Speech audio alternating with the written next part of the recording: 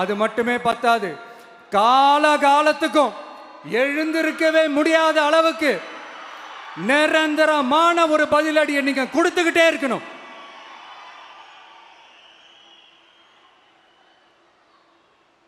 இப்படிலாம் பண்ணா நான் மக்களை விட்டு ஓடிடுவேன் நினைப்பா? யார் என்ன ஓடினாலும் நான் மக்களை விட்டு எல்லாம் ஓட மாட்டேன். அன்னைக்கும் சொன்னேன், இன்னைக்கும் சொல்றேன், நாளைக்கும் சொல்றேன், தில்லா சொல்லுவேன், கெத்தா சொல்லுவேன். பணமா ஜனமா அப்படின்னு கேட்டா என் ஜனம் தான் எனக்கு முக்கியம்.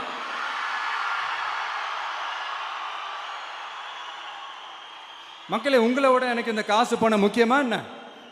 இவ்வளோ குறைகள் நம்ம மேலே சொல்கிறாங்களே, இப்போ நான் சொன்ன மாதிரி அவங்களால ஓப்பனாக சொல்ல முடியுமா? அந்த தில்லு இருக்கா, திராணி இருக்கா? ஒரு கிடையாது. ஆனால் நம்ம மக்கள் அமைச்சு கொடுத்த நம்ம அரசை குறைகள் மட்டும் டிசைனா மாடலாக குறைகள் மட்டும் சொல்லுவாங்க.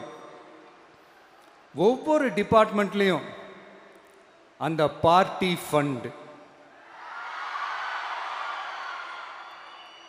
அந்த கட்சி நிதின்ற பேரில் அடிக்கிற கொள்ளையெல்லாம் இந்த தீய சக்தியாக இருக்கட்டும், தீந்து போன சக்தியாக இருக்கட்டும், ரெண்டு பேரும் மாறி மாறி இதே தான் செஞ்சிட்டு இருக்கிறாங்க.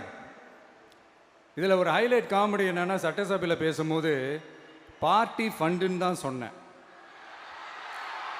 அது எந்த பார்ட்டி, என்ன ஃபண்டு, யாரு, என்ன பேரு, எதுவுமே சொல்ல. பார்ட்டி ஃபண்டுன்னு சொன்னவனை எடுத்தாங்க பாருங்க ஒரு ஓட்டம். எனக்கே ஃபஸ்ட்டு புரியல, ஏன்பா ஓடுறாங்க? அப்படி என்ன நம்ம இப்போ சொல்லிவிட்டோம்? அதான் அந்த குற்றம் உள்ள நெஞ்சுக்கு தான் குறுகுறேங்கும். இது எப்படி இருக்குது தெரியுமா? எங்கள் அப்பா பீரோக்குள்ளே இல்லை, எங்கள் அப்பா பீரோக்குள்ளே இல்லை அப்படின்னு சொல்கிற மாதிரி.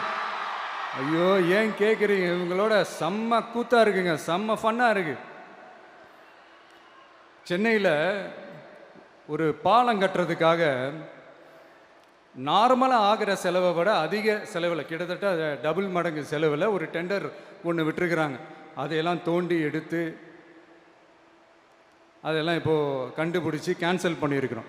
இன்னும் எத்தனை கோடி ஊழல், எத்தனை லட்சம் கூடல் தோண்ட வருமோ எங்களுக்கே தெரில. ஒவ்வொரு முகமுடியாக கிழியுது.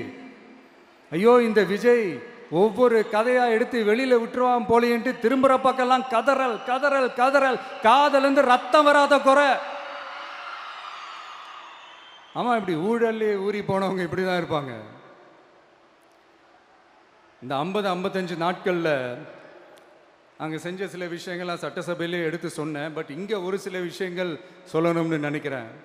இந்த மின்சாரத்துறையில் இதுக்கு முன்னாடி போட முடியாமல் இருந்த அந்த பதவி உயர்வை இப்போ தான் எங்களால் போட முடிஞ்சுது.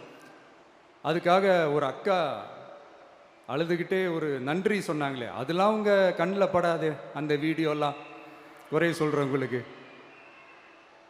அடுத்து லஞ்சம்லாம் ஒழிக்க முடியாது, ஊழல்லாம் ஒழிக்க முடியாது, அதெல்லாம் பிளட்டிலேயே ஊறி போய் இருக்கு அப்படின்னு சொன்னவங்க போய் ஒவ்வொரு கவர்மெண்ட் ஆஃபீஸாக பாருங்க.